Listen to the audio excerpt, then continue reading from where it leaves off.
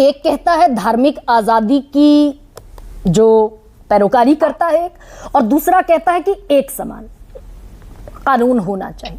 Contradictory है क्या, और क्या संविधान इस तौर पर आगे बढ़ने की इजाजत देता है क्या? कहां पेच फंसेगा? देखिए, सबसे पहले तो आप सबको आज के दिवस की बहुत बहुत शुभकामनाएं। दूसरा, देखिए, बात जो असल बात है, हमको ये समझना पड़ेगा, हालांकि दुर्भाग्य से हम राजनीतिक पैनल में बैठा दिए गए, हाँ। पर ये बात समझना पड़ेगा कि संविधान को समझने का तरीका ऐसे नहीं है। संविधान को अगर समझना है तो आपको सारे संविधान को देखते हुए, सारे प्रावधानों को देखते हुए, तब किसी भी एक आर्टिकल का जो है उसका क्या स्कोप है, क्या माने हैं, वो समझना पड़ेगा। अब जैसे आर्टिकल 14 है, आर्टिकल 14 कहता है इक्वालिटी बिफोर लॉ, हर आदमी को अधिकार है इक्वालिटी। पर संविधान उसी धारा 14 में ये माना गया है कि क्लासिफिकेशन परमिट करता है। जहां भी अगर कोई परिवर्तन या भिन्नता नजर आती है तो उसके लिए अलग से कानून हो सकता है। दूसरा, धारा 25, जिसमें कि हमको 25 और 26 मिल के देखना पड़ेगा, जिसमें कि हमको अधिकार है, धार्मिक अधिकार है।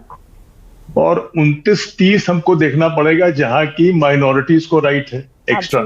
Absolutely sir. हाँ। तो लिहाजा अगर आप 14 को केवल इस निगाह से देखेंगे कि मतभेद या भेदभाव नहीं हो सकता, ये सही नहीं है, क्योंकि क्लासिफिकेशन परमिटेड है। बिल्कुल। माइनॉरिटीज। तो सर, जब हम ये कहते हैं कि नागालैंड में अनुच्छेद 371 नागा कम्युनिटी को अधिकार देता है, संविधान एसटी को, पूरे शेड्यूल्ड ट्राइब को विशेष संरक्षण देता है, तो हम एसटी नहीं छेड़ सकते, हम नागा नहीं छेड़ सकते। बहुत सारी ऐसी कम्युनिटीज हैं जिन्हें संविधान संरक्षण देता है, तो फिर ये एक देश एक कानून सतही सुपरफिशियल हो जाएगा क्या? देखिए, एक देश एक कानून, एक देश एक विधान, एक देश एक चुनाव, ये मेरे समझ में तो नहीं आता। कारण ये है कि हमारा देश एक है और उसमें अनेकता है। उस अनेकता से आप आंख बंद नहीं कर सकते, और उसी को देखते हुए हमारा संविधान बना है। जैसे मैंने आपको समझाया, संविधान में धारा 14 जो है मुख्य धारा है, वो ये कहती है कि क्लासिफिकेशन हो सकता है। तो क्लासिफिकेशन हो सकता है तो धर्म के नाम पे हो सकता है, जाति के नाम पे हो सकता है, और या किसी और वजह से भी हो सकता है। जैसे धारा 29 और 30 में जो है मुस्लिम कम्युनिटी को एजुकेशनल इंस्टीट्यूशन एस्टैब्लिश करने की और मैनेज करने की राइट, माइनॉरिटी एक्स्ट्रा राइट है। तो यानी कि सर, मैं जितना समझी, मुझे बड़े संक्षेप में बताइए कि यूनिफॉर्म सिविल कोड पर आगे बढ़ने के लिए सारे अमेंडमेंट करने पड़ेंगे संविधान में क्या?